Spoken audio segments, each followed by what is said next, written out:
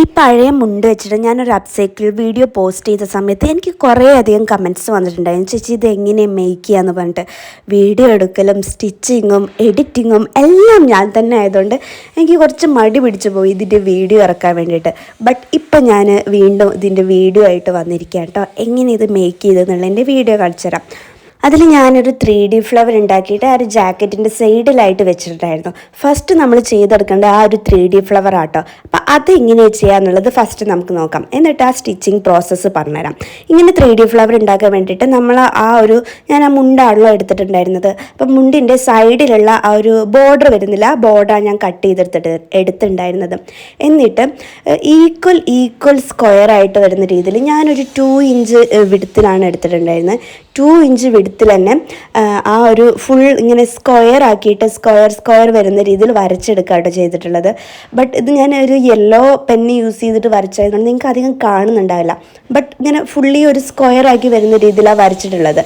എന്നിട്ട് ഏഴ ത്രെഡിൽ വരുന്ന രീതിയിൽ ഒരു സൈഡിൽ നമ്മൾ കെട്ടിട്ടിട്ട് ഇപ്പം ഞാൻ ചെയ്യുന്നത് പോലെ ജസ്റ്റ് ആ ഒരു സ്ക്വയറിൻ്റെ 4 സൈഡിലും വരുന്ന രീതിയിൽ ഈ ഒരു കാണുന്ന പ്രോസസ്സിൽ ഇങ്ങനെ ചെയ്തെടുക്കുകയാണ് ചെയ്യുന്നത്.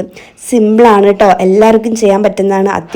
അധികം ടെൻഷൻ ആവേണ്ട കാര്യമൊന്നുമില്ല, പെട്ടെന്ന് തന്നെ നമുക്ക് ചെയ്തെടുക്കാം. ഇതുപോലെ ഇപ്പം ഞാൻ സ്ക്വയർ ആക്കിയിട്ട് എടുത്തിട്ടുണ്ട്. ദെൻ നമ്മൾ ആ ഒരു തുടങ്ങി വെച്ച സ്ഥലത്ത് തന്നെ എത്തുന്ന സമയത്ത് ഇതുപോലെ മെല്ലെ ഒന്നിങ്ങനെ വലിച്ചെടുക്കുക കേട്ടോ ചെയ്യുന്നത്. എന്നിട്ട് അതിൻ്റെ ഉള്ളിലേക്ക് വരുന്ന ക്ലോത്തുകളൊക്കെ ഒന്ന് താഴത്തേക്ക് ആക്കി കൊടുക്കുക. അപ്പോൾ ഇത് കണ്ടോ, ഇതുപോലൊരു ഫ്ലവർ ഷേപ്പിൽ വരും. അപ്പം നമ്മൾ അതിൻ്റെ സെൻറ്റർ പോർഷൻ ഒന്ന് ഇതുപോലെ കെട്ടിട്ടിട്ട് ഉറപ്പിക്കുകയാണ് ചെയ്യുന്നത്. സെയിം പ്രോസസ്സ് നമ്മൾ നെക്സ്റ്റ് സ്ക്വയറിലും ചെയ്തെടുക്കുക. അപ്പോൾ ഈ രീതിയിൽ കാണും ഫ്ലവർ. ഈ സെയിം പ്രോസസ്സാണ് ഞാനിങ്ങനെ സൈഡിലേക്ക് ചെയ്ത് പോവുകയാണ് കേട്ടോ ചെയ്തിട്ടുള്ളത്. ഈസിയാണ്. ഇതുപോലെ നമ്മൾ ചെയ്തെടുക്കുമ്പോൾ നിങ്ങൾക്ക് ചിലപ്പോൾ ഒരു ഫിനിഷിങ് കുറവായിട്ട് തോന്നുന്നുണ്ടാവും. ബട്ട് നമ്മളിത് സ്റ്റിച്ച് ചെയ്ത് കഴിയുമ്പോൾ നമുക്ക് ഫിനിഷിംഗ് ആയിട്ട് വരും. ഒന്നും കൂടി ഫിനിഷിംഗ് ആവാൻ വേണ്ടിയിട്ട് നമ്മൾ ആ ഒരു ഉണ്ടാക്കി വെച്ച ഫ്ലവറില്ലേ, അതിൻ്റെ ബാക്ക് സൈഡ് കണ്ടോ, അത് ആ ഒരു കറക്റ്റ് ഫ്ലവറിൻ്റെ ഷേപ്പിൽ ഫ്രണ്ടിൽ പിടിച്ചു കൊടുത്തിട്ട് ബാക്ക് സൈഡ് ഇതുപോലെ ഒന്ന് എല്ലാ സൈഡിലേക്കും 4 സൈഡിലേക്കും ജസ്റ്റ് ഒന്ന് സ്റ്റിച്ച് ചെയ്ത് കൊടുക്കുക കേട്ടോ. സ്റ്റിച്ചിങ് ചെയ്യാൻ മീൻസ് ഇതുപോലെ കൈ കൊണ്ട് നമ്മളിങ്ങനെ തുന്നിയെടുക്കുക ചെയ്യുന്നത്. അങ്ങനെ ചെയ്ത് കഴിയുമ്പോൾ ഒന്നും കൂടി പെർഫെക്റ്റ് ആയിട്ട് നമുക്ക് ആ ഫ്ലവർ കാണാൻ പറ്റും.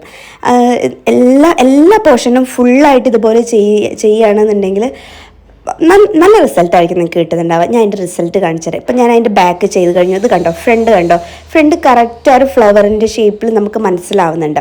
അപ്പം ഞാൻ ആ ഒരു പ്രോസസ്സ് കംപ്ലീറ്റ് ചെയ്ത് വെച്ചിട്ടുണ്ട് കേട്ടോ.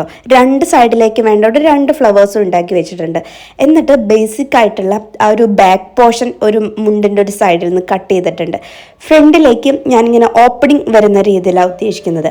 അതുകൊണ്ട് ഞാനിപ്പോൾ ഇവിടെ വെച്ചത് കണ്ടോ നിങ്ങൾ, ആ ഒരു മുണ്ടിൻ്റെ ബോർഡർ വരുന്ന രീതിയിൽ ഒന്ന് ചെരിച്ചിട്ടാണ് വെച്ച് കൊടുത്തിട്ടുള്ളത്. ഷോൾഡറിൻ്റെ അവിടെ തൊട്ടിട്ട് ഈ ഒരു ബാക്ക് പോർഷൻ്റെ സെൻറ്ററിലേക്ക് വരുന്ന രീതിയിൽ ഒരു ചെരിച്ച് വരുന്ന രീതിയിലാണ് വെച്ച് കൊടുത്തിട്ടുണ്ടായിരുന്നത്.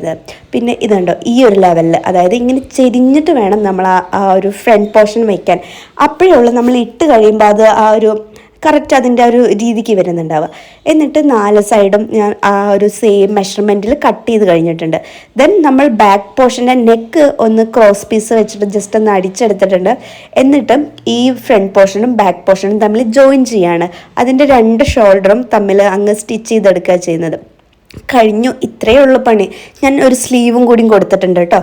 സ്ലീവ് കൊടുത്തതിന് ശേഷം പിന്നെ ഈ നമ്മൾ ഉണ്ടാക്കി വെച്ച ഈ ഫ്ലവർ ഉണ്ടല്ലോ, ആ ഫ്ലവർ കറക്റ്റായിട്ട് ഞാൻ അതായത് നമുക്ക് സ്റ്റിച്ച് ചെയ്യുമ്പോൾ സുഖമാവാൻ വേണ്ടിയിട്ട് 2 സൈഡും ജസ്റ്റ് ഒന്ന് തുന്നി കൊടുക്കേണ്ടതുണ്ട് കേട്ടോ. എന്നുണ്ടോ, ഞാൻ ഇതുപോലെ ഇങ്ങനെ മടക്കി പിടിച്ച് ഫോൾഡ് ചെയ്തിട്ട് 2 സൈഡും ഇതുപോലെ ഫോൾഡ് ചെയ്ത് വെച്ചിട്ട് ജസ്റ്റ് ഒന്ന് ഹാൻഡ് സ്റ്റിച്ച് കൊടുക്കുന്നുണ്ട്. അതിനുശേഷമാണ് ഞാൻ അതിൻ്റെ മേലെ കൂടെ ഒന്ന് സ്റ്റിച്ച് ചെയ്തെടുത്തത് കേട്ടോ. അത് മാത്രം ചെയ്ത് കഴിഞ്ഞപ്പോൾ എനിക്ക് എന്തോ ഒരു ഫിനിഷിങ് കുറവുള്ളത് പോലെ തോന്നി.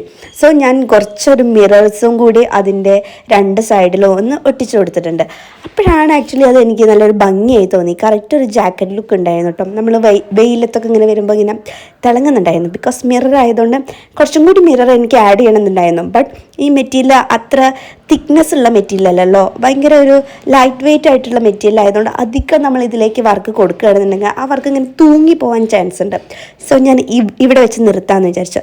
അതിൻ്റെ ഫൈനൽ ലുക്കാണ് ഈ കാണുന്നത്. സ്ലീവ്സും കൂടി ഞാൻ ആഡ് ചെയ്തിട്ടുണ്ടായിരുന്നേ. അങ്ങനെ എങ്ങനെയുണ്ട് ജാക്കറ്റ്, ഞാൻ എന്തെങ്കിലും എക്സ്ട്രാ ആഡ് ചെയ്യണോ, എങ്ങനെയുണ്ട്, എൻ്റെ പ്രോസസ്സ് ഇഷ്ടമായോ, പ്രോസസ്സ് നിങ്ങൾക്ക് മനസ്സിലായോ എന്നൊക്കെ ഉള്ളത് ഒന്ന് കമൻറ്റ് ചെയ്യണം കേട്ടോ.